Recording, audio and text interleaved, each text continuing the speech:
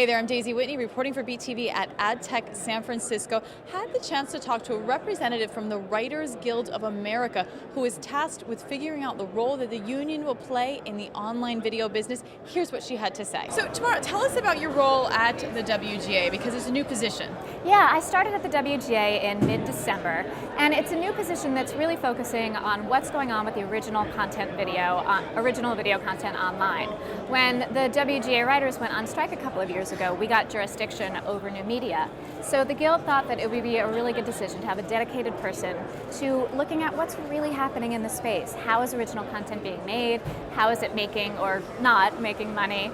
What are brands interested in, since the lines between advertising and entertainment are becoming more and more blurred? So that's what I'm doing there. So what role exactly will the WGA play in monitoring online video and what writers are creating?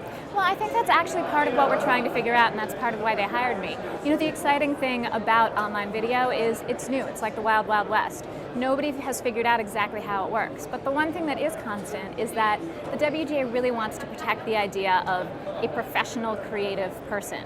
So ultimately, no matter what arena a writer is working in, we want to make sure that a writer can get paid for their intellectual property and things can be fair and equitable. We have a whole new set of contracts that deal with new media.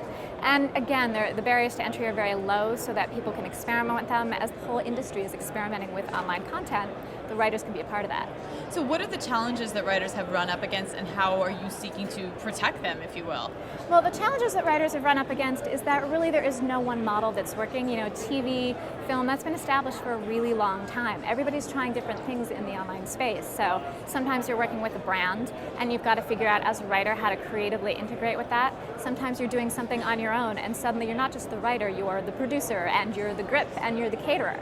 So there's a whole new level of skills that become involved. And sometimes it's really about you go and you create something and exciting because you've got your independent production out there, but you've also got to figure out how do you let the world know about this. But these are questions that the entire industry is looking at. So at the Writers Guild, we just want to be a part of that conversation. We want to form relationships with tech companies, with distributors, so that we can be part of the mix. So final question for you. Should we be expecting any new rules or guidelines or anything like that in terms of operating an online video for writers?